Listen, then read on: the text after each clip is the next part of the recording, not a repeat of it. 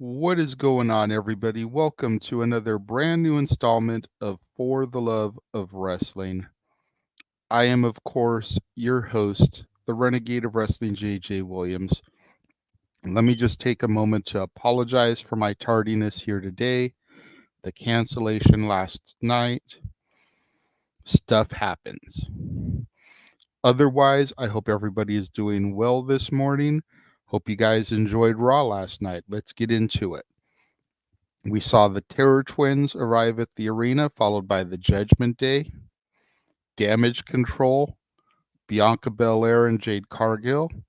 We then saw Braun Strowman and Big Bronson Reed arrive, followed by the Second City Saint himself, CM Punk.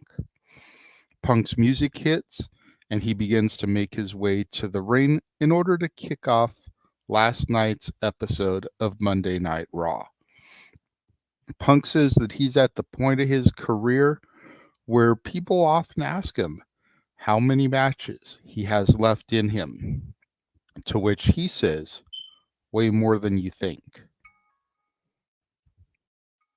Punk then says that he didn't come here to make friends, but he didn't expect to make a mortal enemy like Drew McIntyre either. And he says that Drew's fatal mistake was not getting the job done. Goes on to say that his sister and his wife has asked him not to enter inside Hell in a Cell, and the angel on his shoulder begged him not to do it. Punk promises to make Drew bleed, and that says that Drew will have to kill him because Punk is prepared to die at Bad Blood. And if this is the end of his career, then so be it. We go backstage and Sheamus is talking with Kathy Kelly and about how Pete Dunne cost him the Grand Slam. We then go into our Sheamus and Pete Dunne match. And if I'm being honest, the match was just kind of meh. I'm just kind of tired of this feud. It just seems to be the same thing each week. No real advancement within the storyline. We then go backstage with the Terror Twins, Jey Uso, and Xavier Woods. Jey tells Priest that he knows that he won't ask, but he's got eyes on his match against Dom this evening, and he has his back. Xavier Woods then asks everybody to stay out of the New Day's title opportunity against Finn Balor and JD McDonough because they want to prove that they can still do it alone. More on that later. We see Braun Strowman and The Miz backstage, and Miz wants to know exactly what Braun meant by the whole Miz is no match for Bronson Reed comment from last week. A little bit offended considering The Miz has done everything and beaten everyone in the company. Natalya versus Zoe Stark. Natty has Zelina Vega and Lyra Valkyria accompany her, while Zoe is accompanied by her Pure Fusion Collective sisters. It was a decent match, just a lame finish in my opinion, as each woman literally traded pinfalls and reversals of pinfalls until Natalya got a victory. No sharpshooter, no Z360. We then had Kathy Kelly with Rhea Ripley, and Finn Balor comes in and throws insults and jabs Rhea's way before finally admitting, excuse me, y'all, I literally just woke up and jumped into this. Overslept my alarm. But Finn admits finally that he was the devil on Dom's shoulder that steered him away from Rhea and towards Liv. Jey Uso then comes in to see if there's a problem, and Finn tells him that he should focus on the Intercontinental Championship because he's out of his league here, alluding to Rhea. Finn leaves, and Rhea tells Jey that Finn is right. And Jey asks about you being out of my league, and she's like, no. But you need to focus on the Intercontinental title. I thought this was an interesting little play here because we've seen kind of the subtle flirtations between Jay and Rhea here going on. And now Rhea's basically admitting to him that, you've got a chance, shoot your shot, without going as far as to say it. Then have Jey Uso come to the ring, and our commentators tell us that his title match against Braun Breaker will be next week. Uso goes on to talk about wanting the Intercontinental Championship, says he's wanted ever since he came to Raw, since he left the Bloodline. Braun then comes out and then confronts Uso, and Breaker points out that Jay has been in the WWE for 14 years. And Braun has done more on the main roster in 6 months than Jay has in his whole career. And he did it without his father or his uncle. Breaker goes on to say that Jay would be nothing without his family. Harsh words, we'll find out next week. Io Sky then rushes Bianca and Jade backstage, pissed that Bianca is trying to fight Kairi Sane. Io says that Kairi is injured, and Bianca says that she was booked. She didn't challenge her.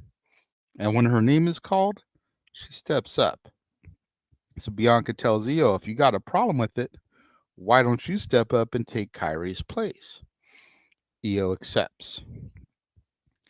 We then go to the ring, and we've got the New Day versus the Judgment Day contingent of Finn Balor and JD McDonough. Tag titles on the line. Another solid match here with a horrid finish. As the New Day dominate, the rest of the Judgment Day come out to help their teammates like the Judgment Day do. And the LWO come out and attempt to help. Chaos ensues outside the ring, bringing Kofi into it. The ref deals with the melee. Woods hits the Macho Elbow, goes for the pin, and gets a count of almost 10 in the ring, but there's no ref. Judgment Day is able to steal the win once the ref gets back in the ring. Post-match, Woodsy is furious, and he tells Kofi something has to change. We go backstage, and Kathy Kelly is trying to catch up with Kofi, but Kofi needs to find Woods. Kofi finds Woods, and he's yelling at the LWO about how they cost him the titles. Kofi tries to calm Woodsy down, and Kofi tells Woods that they never needed help before because they had Big E, which sets Woodsy off even more. There's this whole dissension going about how is it that the LWO knows the plans for our match and you're not communicating with me? I'm your partner. I almost thought they were going to pull the trigger after the loss.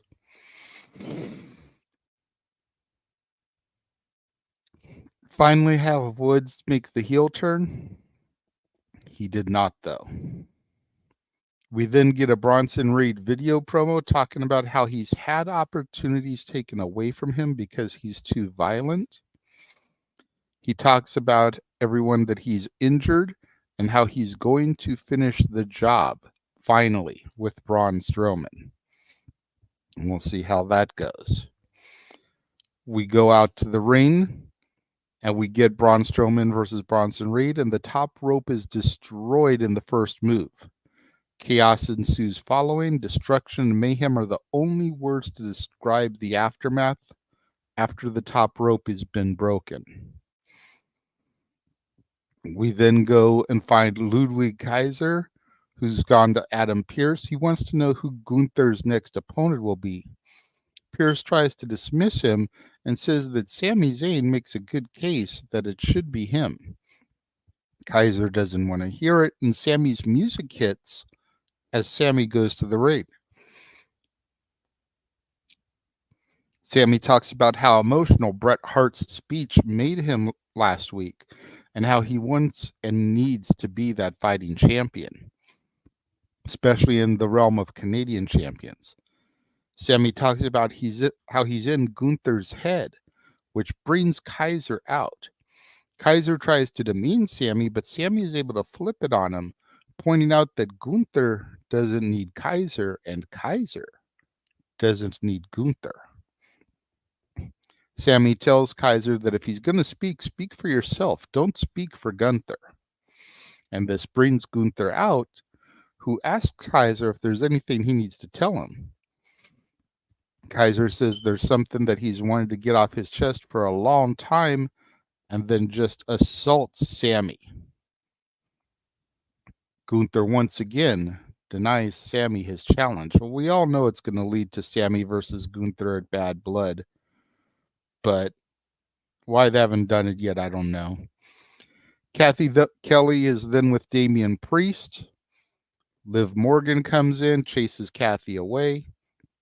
Priest tells Liv to protect her balls because Rhea is going to shove them down her throat, alluding to the fact that the only person in Judgment Day with a set is Liv. We then get Bianca Belair versus Io Sky, and this was definitely match of the night so far. Both women showed up and showed out. Io got the victory, which surprised the hell out of me. However, I'm not mad at the outcome, but because I do enjoy Io and Kairi. Got to figure Damage Control in line for a tag titles now. We get an American Made promo, and Chad Gable talks about living in his own personal hell. We then get Kathy Kelly with Kaiser, and Kaiser talks about loyalty, how Sammy has none because he and KO are constantly turning on each other, and how Sammy will never be the World Heavyweight Champion. We then see Jey Uso backstage with Ilya Dragunov.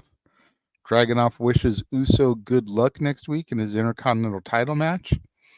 Judgment Day then come in and lay down some harsh words about respect to Dragunov. Main event time here, Dominic Mysterio versus Damian Priest. Solid match that saw Priest getting the win. Traditional post-match shenanigans then ensued from the Judgment Day. Jey Uso came out for the save, but Braun Breaker intercepted him and speared the ever-living shit out of Jey.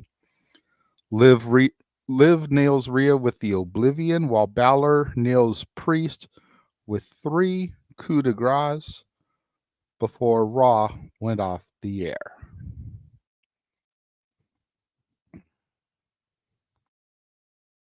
What is going on, Walter? Good to see.